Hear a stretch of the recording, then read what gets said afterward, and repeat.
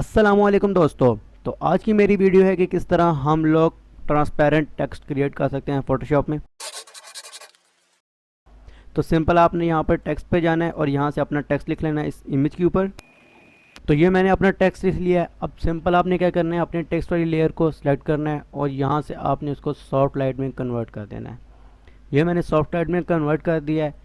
अब आपने अपने टेक्स्ट वाली लेयर को सिलेक्ट करके रखना है और आपने अपने कीबोर्ड से कंट्रोल प्रेस करना है और इस टेक्स्ट वाली लेयर के ऊपर आपने क्लिक करना है। सिंपली क्लिक करेंगे तो ये सिलेक्ट कर लेगा, लेकिन हमें इसकी पूरी स्क्रीन को सिलेक्ट करना है, पूरी बैकग्राउंड इमेज को।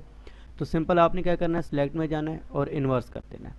ये आप देख सकते हैं अब इसने पूरी इमेज को बैकग्राउंड पे सिलेक्ट कर लिया है। अब आपने यहाँ से जाना है सॉलिड कलर्स में और यहाँ से आपने वाइट कलर सेलेक्ट कर लेना है और इसकी ओपेसिटी को आप अपने इमेज के हिसाब से आप सेट कर सकते हैं। मैं इसको 30 रख लेता हूँ। अब ये मेरी ट्रांसपेरेंट में है, अगर आप चाहें तो आप इसको चेंज भी कर सकते हैं कलर। और मैं अगर इसका कलर चेंज करूँ तो मुझे ये कलर थोड़ा अच्छा लग रहा है। और ये देखिए ये मेरी इमेज ट्रांसपेरेंट में क्रिएट हो चुकी है। तो अब मैं चाहता हूँ कि मैं इसके अंदर कोई और इमेज पुट करूँ। तो सिंपल मैंने अपनी ये इमेज सेलेक्ट की हुई है, इसको मैं यहाँ से ड्रैग एंड ड्रॉप करूँगा। ये मैंने अपनी इमेज को सिलेक्ट कर लिया और सिंपल अपनी ये जो इमेज वाली लेयर है इसको मैं सबसे नीचे ले जाऊंगा। तो ये आप लोग देख सकते हैं कि मेरा ट्रांसपेरेंट इफेक्ट इसके ऊपर भी क्रिएट हो चुका है। आप इसके ऊपर सिंपल इसके एंड पे आके कोई भी इमेज पुट कर दें तो ये इसके बैकग्राउंड पे वही इमेज आ जाएगी और यहाँ से आप लोग सेलेक्ट कर सकते हैं।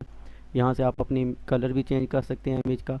अब ये ऑरेंज टाइप है तो ज़रा मैं इसके अंदर इस तरह का कलर रखूँगा। तो उम्मीद करता हूँ आपको आज की वीडियो अच्छी लगी होगी। मिलते हैं अगली वीडियो में। अल्लाह हाफिज़।